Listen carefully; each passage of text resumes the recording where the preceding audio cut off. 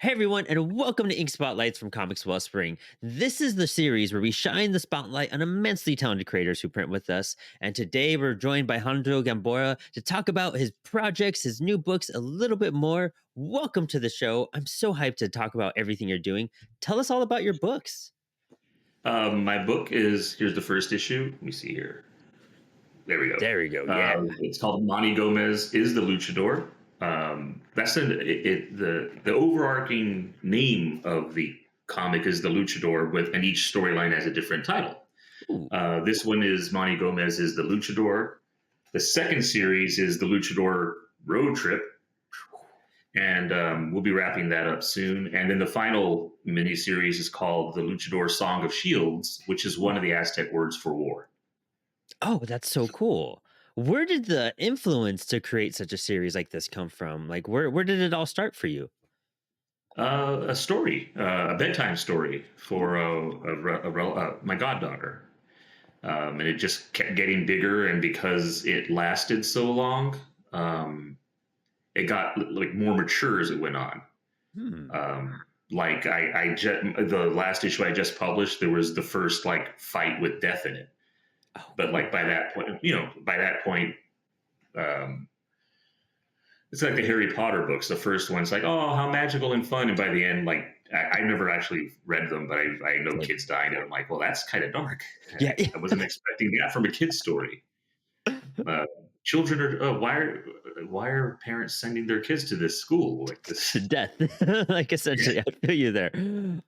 That's so rad. I feel like, luchador stories are always so fascinating. It's really people forget like luchadors, it's just another take on like mass heroes. Yeah, And it's yeah, a alternative to superheroes. And I feel like it's such a cultural thing too. Was that a big incentive for you to choose this character and go along that path? yeah. Like I grew up watching all kinds of wrestling. Was CML. WWF back then. Yeah. Obviously, we didn't know it was run by monsters at the Right. time. Where Honestly, I was we were like innocent. 7. Yeah, I was like, now there's no excuse. But yeah, I always saw wrestlers as real life superheroes. Like on screen, like Mhm. just completely ignoring the behind the scenes. And there are a few that like live the life. True. And my comic has very little to do with wrestling. Like on the just as a nod, the first 2 pages take place at an independent wrestling match, Ah, cool. uh, and expertly drawn by my first artist, Bernice Talley.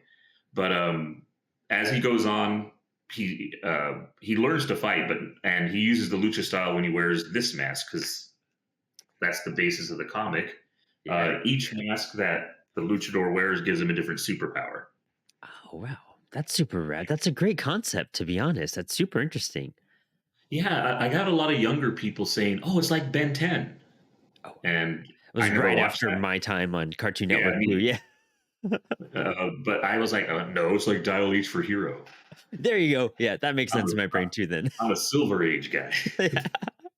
Dude, that's so cool. And so what got you to want to make a comic out of everything? And you're an educator as well. So I love hearing educators also dip into this craft and this medium. Why comics? A lot of people, like myself included, learned how to read from comics. My mom revealed recently she learned from her brothers, like men's adventure Western comics. Cool. And my dad he called them funny books, but my dad also learned to read. He was like a Silver Age DC guy. Oh, Uh, nice. but I don't like he had to like hide his comics because his parents didn't like them and like all this other stuff. And I guess when he went away to college, his mom threw them all away and all. This story you always hear. Yeah. Like I had all of them, the Green Lanterns and the World's Finest, and All the like key ones. yeah. He was a Marvel, or he wasn't really a Marvel guy. He liked the DC stuff. Um, whereas for me, a lot of the '60s Spider-Man, especially, influences Monty Gomez. He's just a kid trying to, well, not a early 20s. I can say kid. Yeah, I would say Uh, kid too. Yeah. yeah, he's always trying to do the right thing, but it doesn't always go the right way. Like in the second issue, he assumes I'm here to help, I'm here to fight crime, but like local law enforcement, boom, there's his There you badge. go. They're not fans. That's awesome. I mean, it's sounds like one of those fun, like another a take on superheroes that isn't utilized enough because of the theme of the character and like what the mask idea. I love that. I'm super interested, like really because of that. That's such a way to kind of redefine a superhero comic because we've all seen super strength and all these type of things, but like you got to find a way to remix that kind of in your own way, and that's such a unique approach to it that I really do appreciate. Right. Where did you get into like wanting to start, find an artist and all that? What was that journey like for you? And what are you looking forward to after this? You said you're wrapping up this series too. Well, this meeting, well, let me start from the beginning of the questions. I already forgot them. Oh, where did you come across like a meeting your artist to get this into Oh, I development or see. whatnot? Yeah. Well, I've been here in California since 2000. I've worked. Well, it's like a volunteer assignment for Comic Con, the big one, San Diego Comic Con, Nice. and they had a family of shows for the longest time. They had San Diego Comic Con, the big one, WonderCon, which used to be the Bay Area, and then the Alternative Press Expo. And it's like, yeah, that one, it belonged to another company. Comic Con took it over. I want to say for like maybe 10 years, and then it went back to that company and disappeared. I was very sad Oh because it man. was a Yeah. good place for like smaller press people. Yeah. They have like one or two larger guests, but for the most part, it was just guys like some guys literally photocopying right there, like their Mhm. zines and stuff. It was really just a DIY thing. But that's where I got to meet a lot of independent creators, like Rafael Navarro is a big one. He publishes a book called Sonambulo. Oh, cool. It's a He's like a noir luchador detective. Oh, cool. He's been doing that for like decades. And so, like, I come around and, independent comics move a lot slower than like DC that's putting out sometimes 2 books a month. Hmm. So, I come by a guy's table, say, hey, you got a new book? They're like, no, maybe another year. So I'd be this awkward pause. He'd be like, I guess I should probably talk to him for a while because I can't just say, well, see you next year. Yeah. So I got to talking to these people and realizing, oh, wait, like that's interesting. Like I look at their covers, I'm like, that doesn't say DC or Marvel. Like they have their own names, they have their own um, like publishing identities, and that made it seem possible. So this all started in my early 20s. I had just started teaching. I didn't start publishing until like what could be inside here. I think 2018. Oh, cool. That can't be right. I didn't start publishing until way later Hmm. because I always found a reason not to. I was like, well, I'm switching jobs. I'm starting a new year. I have a nephew, which what does that have to do with? My nephew was just born. My cat's sick. Blah blah blah. And finally, the first artist on the book, her name is Bernice Talley. She did the first 3 issues and then had to go to grad school.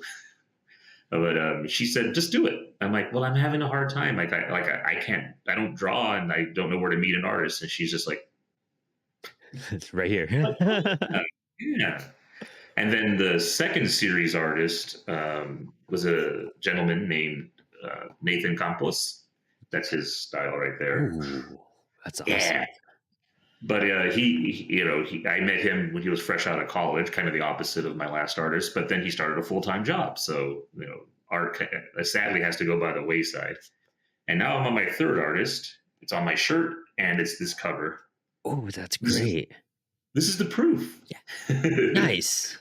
Yeah, I've had it published, but this is just the proof.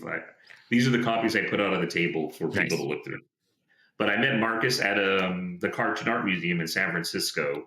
Here in California, there are 2 great shows that spotlight Latino artists. Oh, cool. Uh, the first one is the Latino Comics Expo, and like almost everyone that inspired this book to happen, like Raphael included, they're there every year. Oh, rad. My friend Rick And Lopez was there this past year, and he said it was a what's pretty it? rad show. Rick Lopez. He does Yeah. Cosmic Cat. Yeah. Mhm. And then there's another one in more northern California that it's in Modesto called the Latino Comics Arts Festival. Oh, nice. So That's super cool. so like and at the Cartoon Art Museum, they called it a pop up event for the Latino Comics Expo, and that's where I met my current artist right here, Marcus Collar. Oh, I love that interior. That's awesome.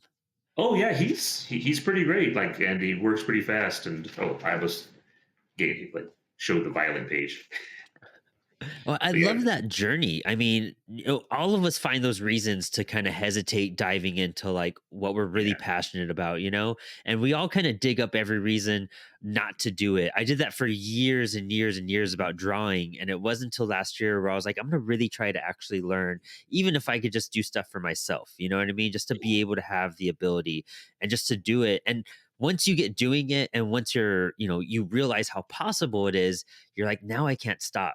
And I love that even you had those hurdles early on, and even like having to switch artists different every other issue or so, yeah. you still carried on because even that I've seen so many creators just stop because like, oh, I lost my artist. I don't think I could do this anymore. But being able to push through and make it happen is monumental, and it's a huge achievement. So congrats on that too. It doesn't matter how long it takes or what; it's a matter about just doing it in general. It's still easier than college. True. In terms. But yeah, I just got lucky, and if I had started the book sooner, I probably wouldn't have finished it. Like I was at a better place in my life where like I could travel more. I was more comfortable enough in my job to ask for days off or just say, "Oh, I'm so sick. I have to. I have to fly to Michigan so I can feel better because that's I have a special doctor's appointment up there. They can only see me. And that's what a I specialist up there." Yeah. I love that, man. So what is your goal for the series? We have a few issues out now. Is there a whole Mhm. arc you're going for, or is there a volume or a cutoff point or a new series that you're planning in the works? I had 3 miniseries planned, and I wanted it to be 13 issues total, but it's probably going to go a little bit longer. The first arc is kind of, big because I teach literature. I was like doing the hero's journey. Yeah, So the first arc was man versus self.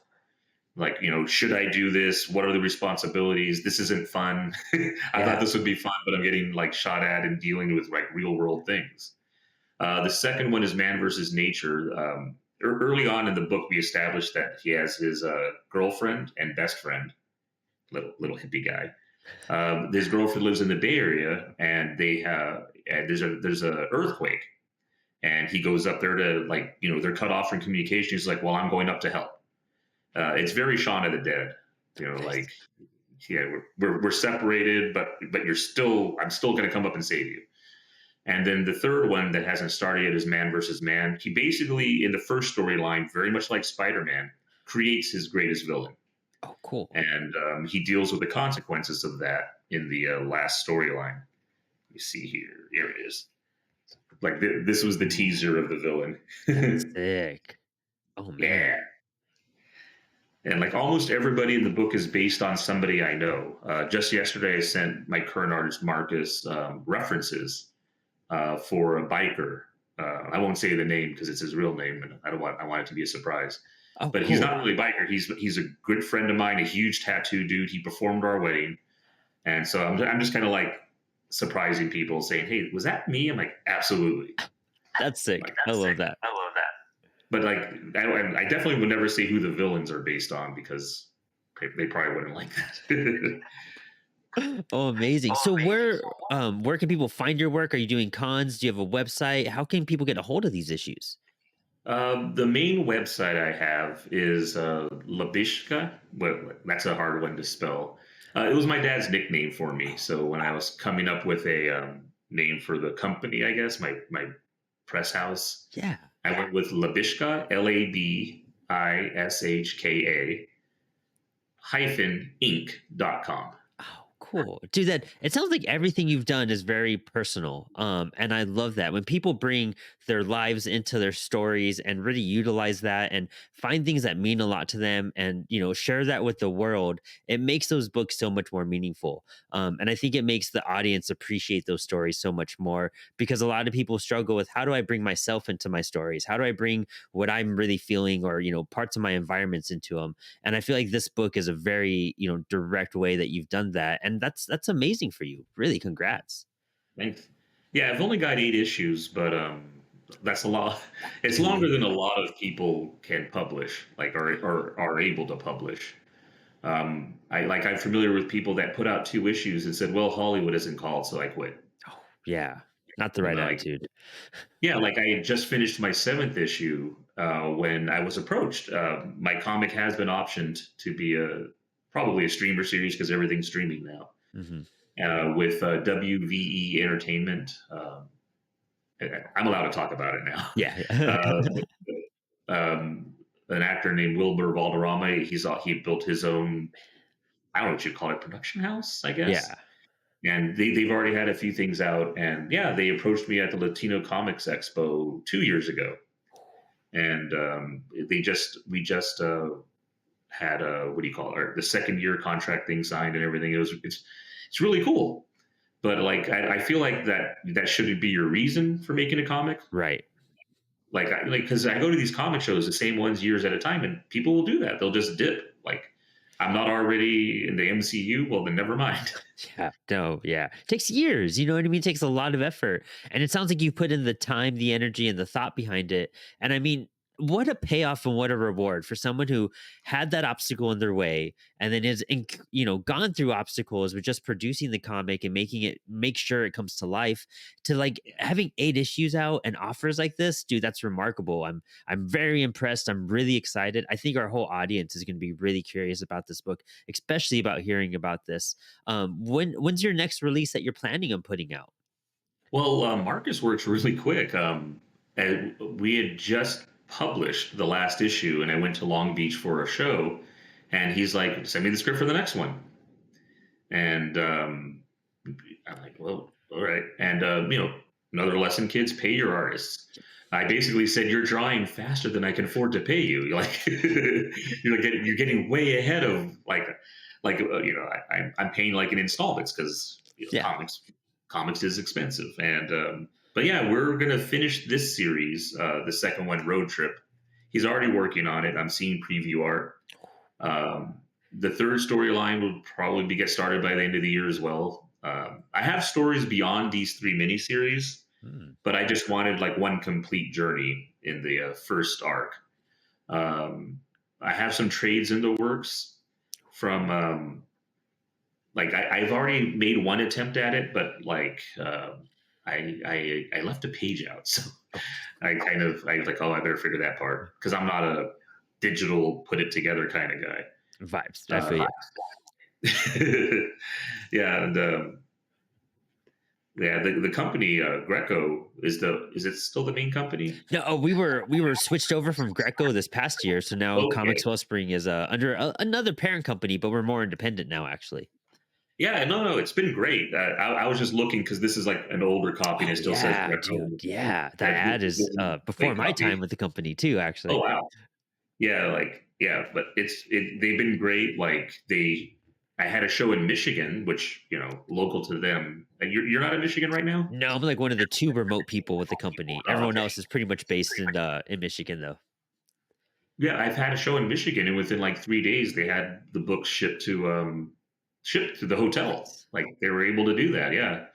And every time I call, I think I talked to Pam, Yeah, Pam. Yeah, I and love Pam. she's I don't hear papers flipping. She just remembers things. I'm like, oh wow, she would like that just because of the lockdown. I didn't call or order anything for like 2 years because nothing was happening. Yeah. And when I finally did, she remembered things. I was like, oh man, I don't remember that. She like asked, how was that race? I'm like, what race? Oh dang, that 100-mile race I attempted. She's amazing. Oh, dude, that's amazing too. With two statements at once. Wow. I made it 30, and I was like, my body's done. Yeah, I feel that. Dude, Hunter, this is so rad, so exciting. We got to get you on a longer form interview soon because you have Oh, such a good journey to share and the accomplishments you've made so far. I'm so happy for you. Really, yeah, for an indie creator to be doing all this is remarkable. I mean, I thank you so much for stepping in the spotlight and sharing some of your story. Do you want to give any quick shout outs real fast before we sign off for today? oh yeah, there's a few places you can reach me. I mentioned before, Labishka Inc. That's how you spell it. Just put a hyphen in between. Perfect. We'll have If that you, link in if the you description too. oh, okay, cool. Yeah, if you Google it, it'll come up. It's not a common name. It was just a nickname my dad had for me, so I used it. I'm also on Instagram at Monty Gomez Comic. The main character's name is Monty Gomez. Problem is now I get a lot of people hitting me up saying, "Are you a comedian? We're putting on a show." I'm like, no, not that kind of comic. Monty, yeah. Yeah. And yeah, I know this is coming out in the end of January 2025. I'm looking at visiting Texas, just some local comic shops and a couple of organizers down there to like maybe do a couple appearances. And if the finances work out this year, um, I'm hoping to go to Space, Small Press Alternative Comic Expo in Columbus, Ohio. Cool. Uh, I've, I've been there twice, and it's a great show. And that's a lesson for creators. Go to places where you're going to be the different thing, True. because there's not a lot of Latino-based comics in like Michigan, where I've been to a few times, Ohio a few times. Like my comic, like I said, it's not based on a wrestler, but it's got wrestling themes. I'll go to local wrestling shows and say, "Hey, can I get a table?" And Ooh, yeah. the last time I went, they said, "Sure, but you have to help set up the ring." I'm like, "Oh, hell yeah!" That was like a childhood dream. I was such a nerd growing up. Like, I don't want to be a wrestler. I want to be the ring. I want to set up the ring. I want to be the ref. Oh, Probably what because a I don't. dream come true. That's so Yeah, cool. I was like, I get to. That's what I tell my students. I don't have to set up the ring. I get to set up the ring. So yeah, this for creators, find a place where you're going to fill in a gap. Javier Hernandez, he does a book called El Muerto. Hmm. He goes to like Day of the Dead festivals, and boom, he's the only comic there. Yeah. You got like if you got a $4 comic and everybody else is selling like $30 candles or whatever, you know you're You're a better value. You're gonna win. Yeah, you're gonna get some attention. Dude, Yeah, that's great advice. Honestly, we share that so much on the show. Find the niche you're part of and go outside the comic cons and find the other cons. yeah. So thank you for sharing that too. I mean, more people need to hear that and remember that and cherish that. Dude, so exciting. I'm so happy for what's going on for you. I can't wait to bring you back on the show and your next book when it's getting ready to come out, or your Kickstarter, or anything you do. Fill out the form again, come back on the spotlight. We'll do another special with you too. Oh, that'd be great. Anything we Yeah. could do to support too. Dude, great job. And thank you again for stepping in the spotlight.